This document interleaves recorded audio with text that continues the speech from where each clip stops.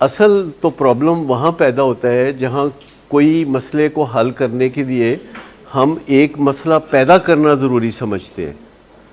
कभी आपने ज़िंदगी में ये अप्रोच देखी है कि अगर हम अपना कोई मसला हल करना चाहते हैं किसी के हाथों, तो हम कोई उसके लिए मसला पैदा कर देते हैं। जैसे लोग हुकूमतों के लिए मसले पैदा करते हैं, हड़ताल कर देते हैं या सड़कों पे तोड़ फोड़ करते हैं, सिग्नल तोड़ते हैं, जुलूस निकालते हैं या धरना देते हैं। तो ये अप्रोच होती है कि हमारा मसला हल करो, हम तुम्हारा मसला भी हल कर देंगे। तो ये बहुत पुरानी अप्रोच है, ऑब्सोलीट अप्रोच है कि कोई मसला हल करने के लिए एक मसला पैदा कर दो। मसलन बच्चों ने माँ बाप से कोई बात मनवानी है तो भूख हड़ताल कर दें। भूख हड़ताल करने से माँ बाप को कोई तकलीफ़ होगी, उस तकलीफ़ के नतीजे में वो फिर वो मसला हल कर देंगे। अच्छा, ये अप्रोच सदियों पुरानी है, हज़ारों साल पुरानी अप्रोच है कि अगर कोई बंदा हमारा मसला हल नहीं करता तो हम उसके लिए मसला पैदा कर देंगे तो वो हमारा मसला हल करेगा। क्या एडिक्शन की बीमारी में ये अप्रोच घरों में चल रही होती है कि एक दूसरे के लिए मसले पैदा करो, जो ज़्यादा मसले पैदा करेगा उसका मसला हल हो जाएगा, जो ज़्यादा मसले पैदा करेगा। और वो मसलन क्या मसले होते हैं जो कि घरों में लोग एक दूसरे के लिए पैदा करते हैं? बहस करते हैं, ताने देते हैं, नाराज़ हो जाते हैं। यानी घर में चलना फिरना, उठना बैठना ऐसे कर लेते हैं जिससे कि दूसरे बंदे को डर लगे, या दरवाजे बैंग करना, या चीज़ों को चलते हुए ठुड्डे मार देना, वो तो एक और चीज़ हो गई ना। लेकिन मसले पैदा करना ताकि अगला बंदा जो है वो हमारी ज़रूरत पूरी कर दे, यानी किसी मसले को हल करने के लिए मसला पैदा करना, किसी बॉडी लैंग्वेज से दूसरे बंदे को इरिटेट करना ताकि वो उस इरिटेशन से बचने के लिए हमारी बात मान ले। तो आपको ये अप्रोच नॉर्मली कैसी लगती है कि किसी तगड़ी पार्टी से बात मनवाने के लिए तगड़ी पार्टी के लिए मसले पैदा करो? ये तो बहुत आसान हो जाएगा, लेकिन ताल्लुकात अच्छे रखने के लिए ज़रा वक्त से पहले चलना पड़ता है। जैसे अगर आपने पानी पीना हो और मैं कहूँ कि आपको कुआं खोदना चाहिए ताकि पानी आपको मैसर हो, तो कुआं उस वक्त तो नहीं खोद सकते ना। कुआं तो बहुत पहले खोदना पड़ता है, तब जाके आपको पानी की सप्लाई मैसर आती है। तो मसला पैदा करना तो किसी वक्त भी मुमकिन है। घर में शीशे तोड़ दें, मसला पैदा हो जाएगा। अगर आप कह दें कि मैं आपकी गाड़ी को डेंट डाल दूंगा तो 5 मिनट के अंदर अंदर सारा काम हो जाएगा। अगर मैं कहूँ कि मैं टीवी नीचे गिरा दूंगा तो 1 मिनट भी नहीं लगेगा। तो ये चीज़ें जो बड़ी क्विक फिक्स हैं, बड़ी जल्दी से हो जाती हैं मसला पैदा करना। तो आपने देखा है कि सदियों पुराने ये तरीके अब उतने काम नहीं कर रहे हैं जितने के पहले काम किया करते थे। बहुत सारी चीज़ें आहिस्ता आहिस्ता बेअसर सी हो गई हैं। यानी ये अप्रोच कि अगर मुझे अपना मसला हल करना है तो मैं किसी के लिए मसला पैदा कर दूं, ये अप्रोच अब उतनी काम नहीं करती। अब ये अप्रोच काम करती है कि अगर मुझे अपना मसला हल करना है तो मुझे खुद से कोई क्रिएटिवली सॉल्यूशन ढूंढना पड़ेगा। अगर मेरा मसला मेरे फादर के साथ है या मदर के साथ है या वाइफ के साथ है या बच्चों के साथ है तो मुझे उनसे बात करना पड़ेगा।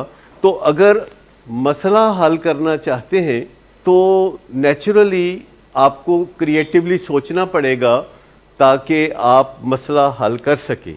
सोचना पड़ेगा आपको और दूसरे फरीक से जाके बात करनी पड़ेगी।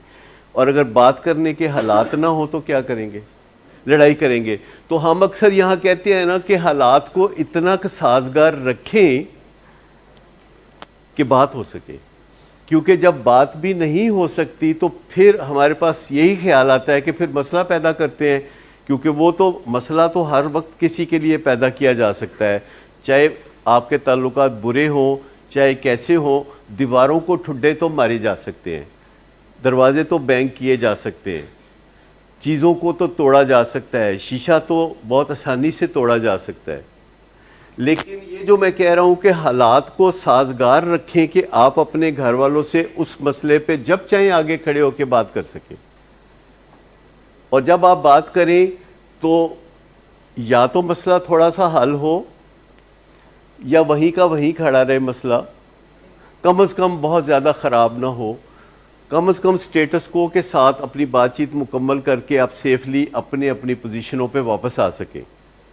और अगर आपने मुसलसल फ़ज़ा साजगार रखी और आप बातचीत करते रहे तो एक दिन बाहम मिल के आप मसले हल कर लेंगे, क्योंकि जो आपके मफादात हैं वो एक दूसरे के साथ जुड़े हुए हैं और जो फ़ायदा बेटे का है वही फ़ायदा माँ बाप का है और जो फ़ायदा माँ बाप का है वही फ़ायदा बेटे का है। इससे बड़ी एडवांटेज कोई हो सकती है कि जो दो पार्टियाँ आपस में मुज़ाकरात कर रही हैं उनका फ़ायदा साझा है, उनका फ़ायदा एक दूसरे से जुड़ा हुआ है।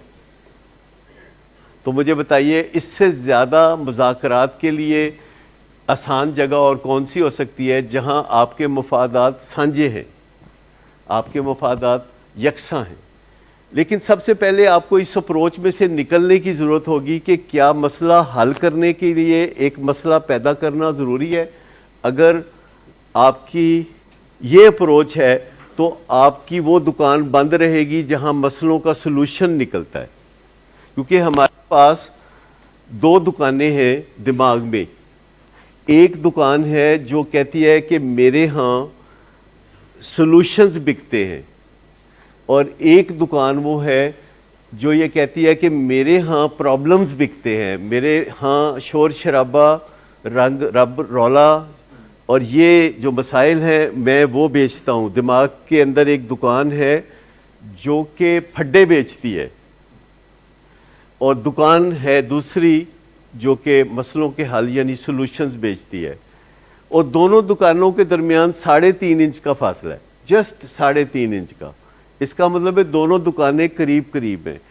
चिम्ब्रेन या अमिगडला जो कि नाक की सीध में 3.5 इंच पीछे चले जाएं, सर के ऊपर से 3.5 इंच नीचे आएँ, दोनों कानों की तरफ से अंदर चले जाएं, तो ऐन मरकज़ में छुपा हुआ दिबका हुआ अमिगडला या चिम्ब्रेन है जो कहता है कि साडा कम रौला है, साडा कम फड्डा है, साडा कम झगड़ा है और जो चाहो असी रेडी हाँ, एवर रेडी हाँ, 1 सेकंड से पहले रेडी हैं।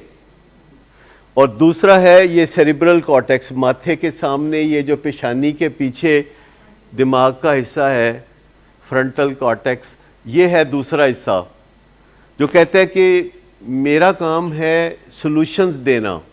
विजडम होगी, सोच विचार होगी और वो यहाँ से होगी और इसको हम कहते हैं no brain. No brain KNOW, no brain. No brain का मतलब है ब्रेन का वो हिस्सा जो जानता है, नो ब्रेन। और ये जो अमिगडला होता है इसको कहते हैं गो ब्रेन। गो ब्रेन का मतलब है जो हर वक्त तैयार है, जो हर वक्त तैयार है और लड़ाई झगड़े और फड्डे के लिए तैयार है। दोनों दुकानें हमारे अंदर मौजूद हैं और जो दुकान हम ज़्यादा इस्तेमाल करेंगे वो दुकान ज़्यादा खुली रहेगी और जो दुकान हम कुछ अर्सा इस्तेमाल नहीं करेंगे वो दुकान बंद हो जाएगी।